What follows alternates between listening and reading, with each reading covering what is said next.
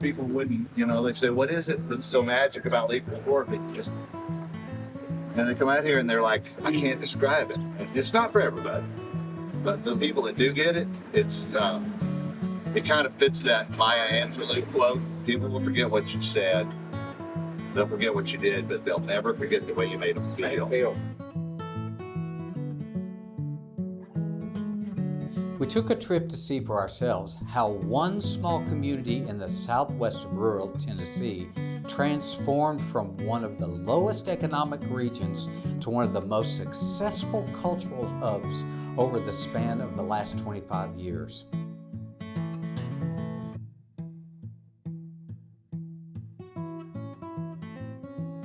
Here we are at Leiper's Fork.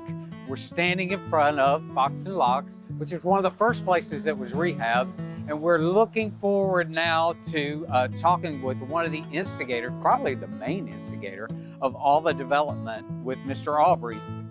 They come from all income, the lowest income, or the absolute, the ones, the big time, the billionaires and the superstars and whatever. And they got all the choices in the world.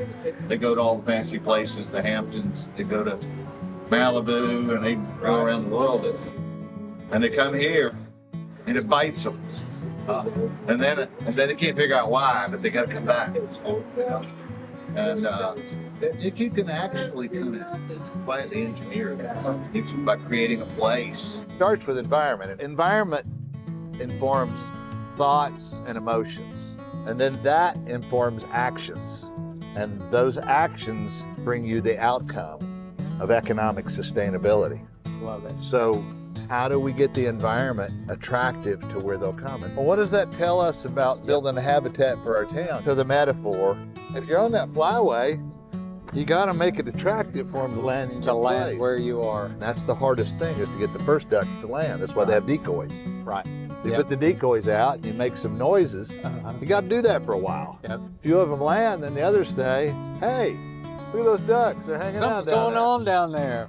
Let's go check it out. Same thing. Yeah. People are the same way.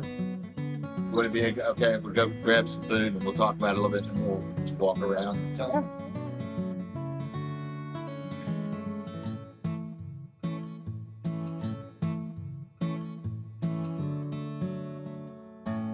The first kind of placemaking noticeable in Leiper's Fork refers to a sense of place, where their destination is made to stand out by its unique culture.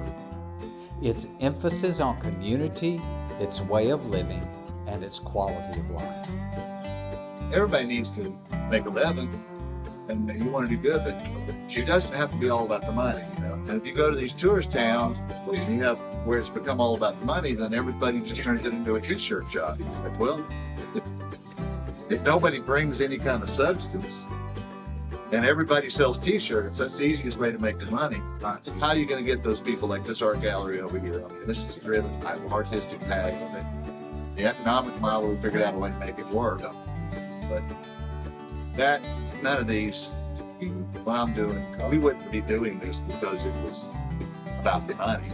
It's an absurd way to spend your time. I mean, it's about the money.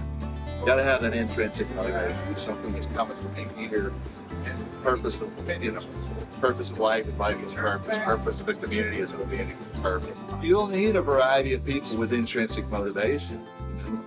You're going to need the people that can do it with that will show up, hustle. You're going to need people that bring art and music, people that bring food, people that bring stories, people that are good hang, with their character. You're also going to need capital. So sometimes people think, well, let's demonize the people that have money. It's like, okay, good luck with that. Yeah. There are people that have money that look at it, and particularly if you suggest the idea of social business, a lot of people kind of have to be permitted to be given permission. That's a category. It's like, they think, oh, there's so much in for the, I've got to make money on everything I do. And you can tap them on the nose and say, hey, we're doing all this because we want to, because it'll make life better, and I kind of suggest that. And they can make a lot of people can make a good business and have a social impact. really improve a community, the values go up. So out here, values have gone absolutely through the stratosphere, and this would be the highest priced rural property probably in the southeast here. It was the worst 25 years ago. But it is the quality of life is what really raises the property value.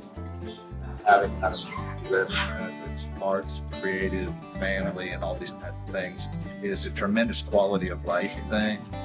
We spoke with two gallery owners, Lisa Fox and David Arms, who were drawn to take up permanent residence in the area. I painted a mural for Aubrey at his mom's house that took me about 6 months to do. Fell in love with Leiper's Fork. I mean, prior to coming out here, we live on this road, but on the other end. Right. No neighborhoods, no community. And when I got here, it was like, oh my gosh. And I found myself having lunch next door every day and hanging out with the guys and talking about chasing cows, building fence and all that. So it's like, these are my people. Oh my gosh.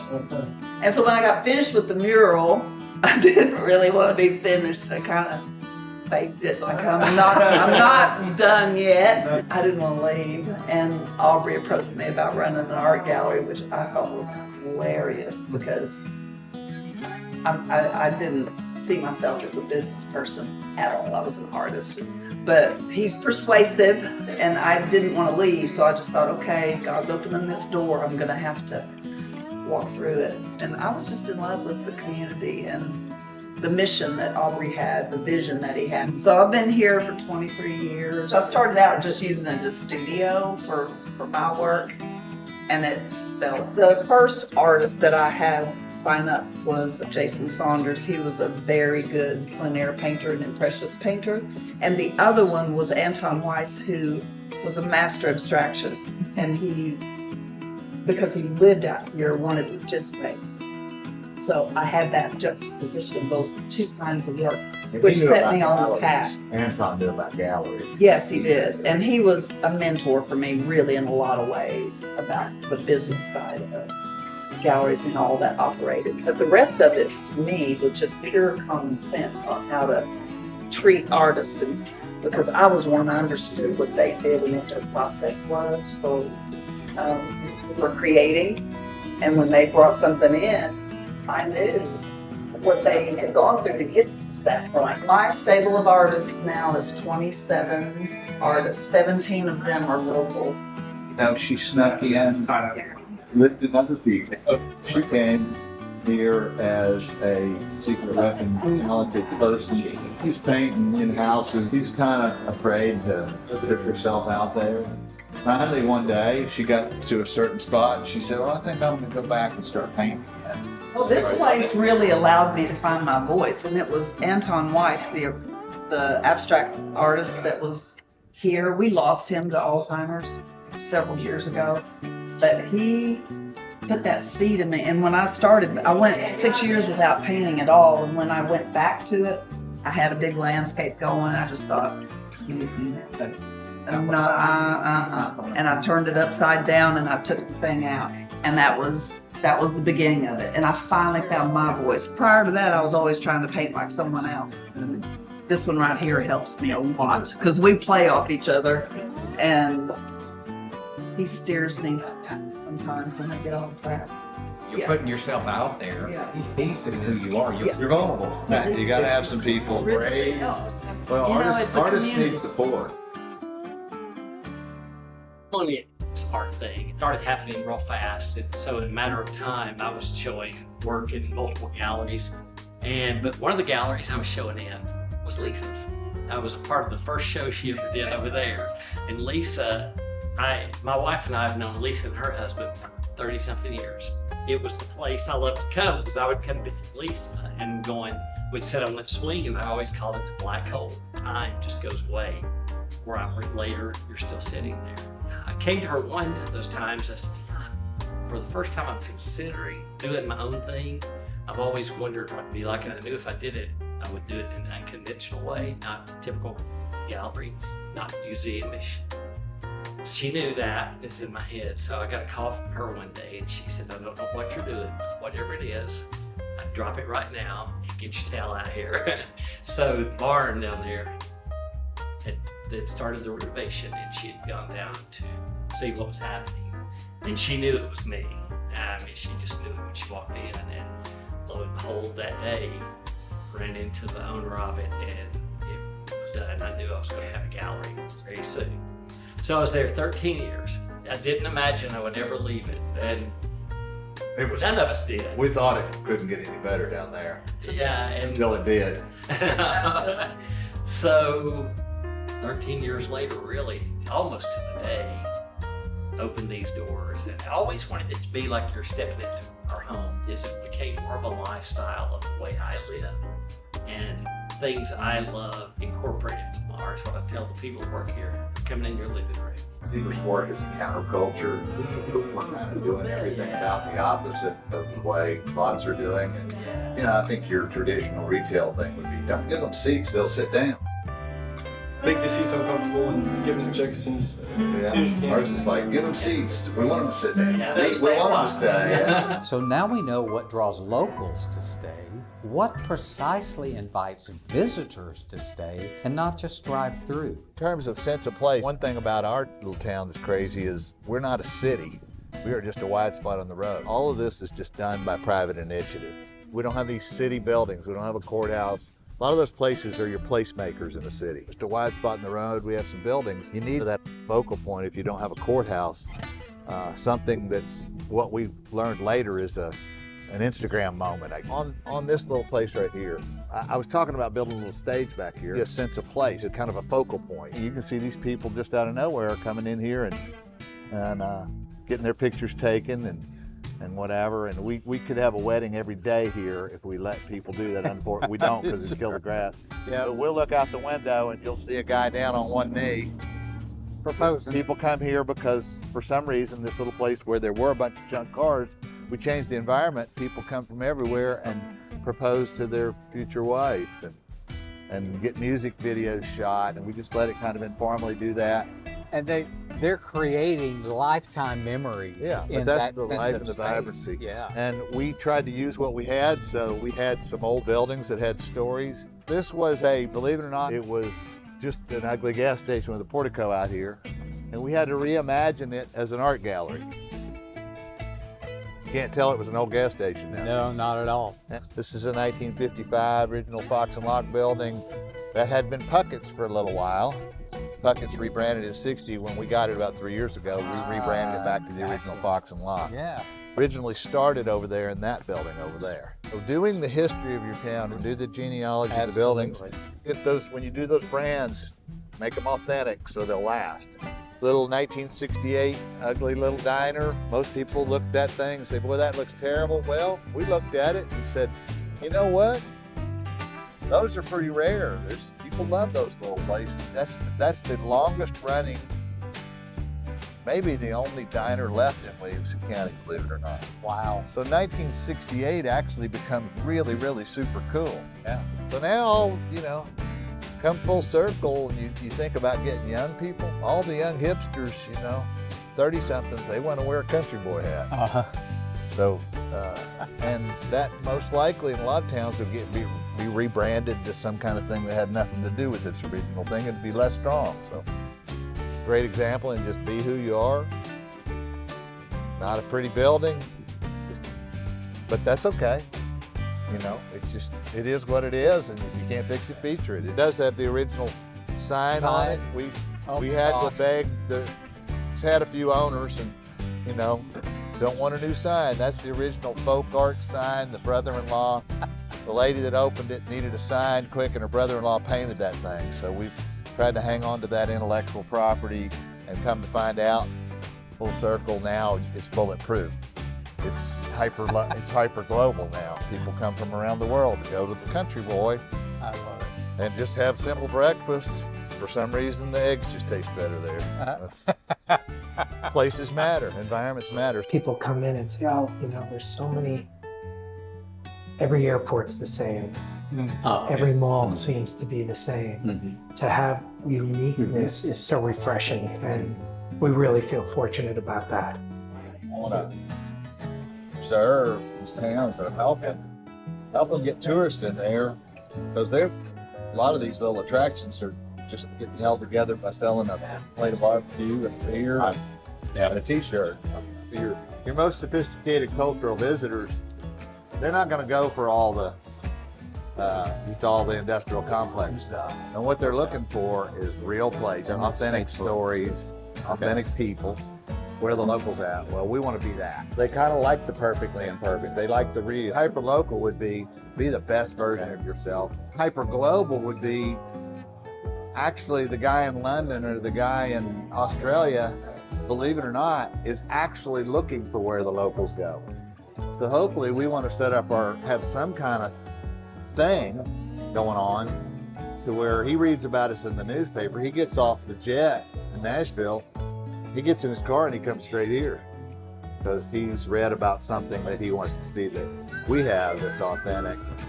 That's why hyper local and hyper global are the same thing. A lot of people, when they have a little place, they think, oh, we can never play in the world. It's like, yeah, you can't. Find that, what's your one thing? And that also is your marketing hook. The best brands are singular focus. So if you take Music City is absolutely a phenomenal brand, and we all benefit from that because they were smart enough to have a singular focus, so that makes them stick out. Every town in the South, if you do it by consensus, they'll say, well we're really good at I don't know, furniture making or something. Maybe they've got a Amish furniture maker or something, and another group at the representative group will say, well, we're really good at barbecue too. And then the person will say, okay, well, we're going to be a furniture making barbecue brand. Another person will say, well, we've got this singer over here who's a really good singer. Okay, well, we're a singing barbecue furniture making brand. Yep. And then you have nothing. What is the one thing that we do that we can stick out in the world? And then the idea, if you can get people to understand in your destination, it's one win, all win. Whatever your hook is, get them on the street. Once they're on the street, they'll walk around. Everybody can get some money. So planes, trains, automobiles. The thing I like about when you talked about that to me is that is not just a made-up brand. A good brand is like doing an inventory. What do we do? Well, great brands have stories. You need to have an authentic story. There's this thing called brand equity. You build a good one. You don't like throw it out and start over. Yeah. Take the time, get a really good one. And then you build brand equity just like you're building a house. But you build a brand, and at a certain point, it'll start doing some work for you. Leiper's Fork didn't mean anything. It was just the way the land's built 30 years ago. Fortunately, now you say Leiper's Fork, and it has brand association. Oh, yeah. We socialize that in. I mean, pragmatically, what we did here is we said, we're not trying to sell out our town. We want it to be able to be where we can just live here. We weren't trying to turn it into a tourist town, but we realized there weren't enough people supporting the businesses for them to ever prop up. You can't just build them and keep them going without having some financial support. Yeah. So we decided, well, let's share a town. So what our strategy was, let's go for a real high-end deal. Let's have real art at the high end and try to bring in, real craft, real art, some things like that, to where we would have less people, maybe higher transaction value, but it would sustain the shops. Right. So we didn't have the infrastructure. We don't have bathrooms, parking. We're limited. So if we had lots of that, we might have lowered the price points and targeted people that did more things like that, which is more like Pigeon Forge or Gatlinburg kind of thing. So we just kind of looked at what we had, and we really made an effort to make it a destination for higher end things, lower volume. And our goal was, in terms of tourists, we found out that we just need to share our town. We need to share it enough to where there'd be enough people come in to keep the businesses going. Like Tom Sawyer, and harness the motivation. That's a natural thing. Put a little brand on it. That's what we do in the South. Here's what you have. Here's what you have. Yeah. And be creative. Yeah. Homemade entertainment. Yeah. And it still works. We talked about that. My mission. This is really from a. I was talking about social businesses. I loved art. I never liked the way it felt when you walked into a really nice art gallery.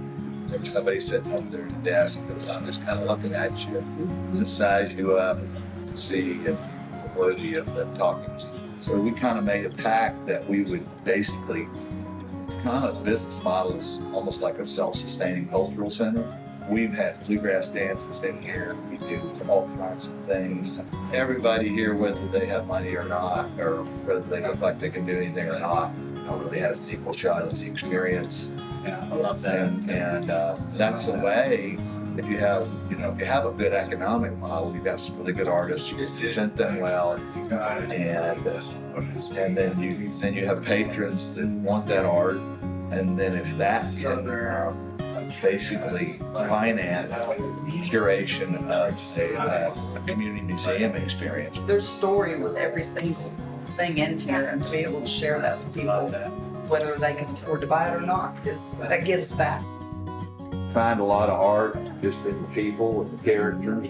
It really helps you be a lot more successful than what inevitably a lot of communities become really successful. Social stratification thing a little bit, it naturally kind of happens. And we've just always been, hopefully by example, we just take that out of doing. Let's try to take it out. It's just don't do that. Let's don't that. As soon as you do that, then you just end up with a lot of wealthy people. I'm not trying to poke at any other cultures or whatever, but we just don't want that. We want to always keep it real, and that, come to find out, really makes the place more interesting. It's more to colorful everybody. that way, for It's sure. not the same that if everybody's in living and breathing or being themselves. That's always been an important part here. For a lot of people, art's really inaccessible, especially in gallery spaces. People get really intimidated. So it's nice when they walk in here, they calm down a little bit and they get to enjoy the space and the art and exploring stuff that normally they wouldn't. The first time when we stepped in, there were a couple of guys sitting here with the guitars. Yeah. We have guitars everywhere. I love that. So we don't just have Yeah, guitars, we have they really make sure killer that vintage happens. guitars. And we get a lot of really cool music too. Yeah. You got a really cool guitar ready to go all the time. In Nashville, Tennessee, you never know what kind of exotic birds flying That through. invites it, you create, again, this environment. Just by simply placing that, you've given permission to create the environment for people. Environment informs actions.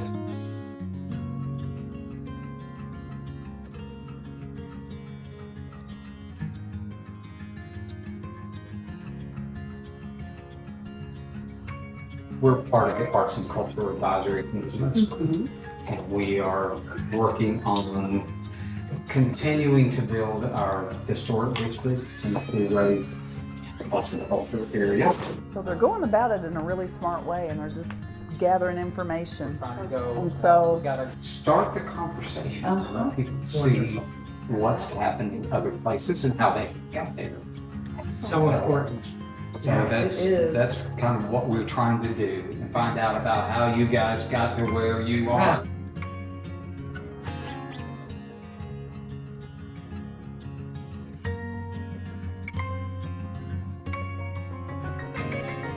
It needs to be a destination with more, a few different options and things that are would just appeal to a variety of ages, because we see so many families that come out, but also I think accessibility is a big issue. Parking, people being able to get in and out easily. One of the first things we did was add handrails, just because we had someone fall, and in this old building the steps are uneven. But from a practical point of view, those are the things that really make people want to come in. But in terms of our space, we try to have things that are just beautifully done at a variety of price levels. It's a fine line, because you want to have the quality, but you want people to be able to go home with a piece of Leiper's fork.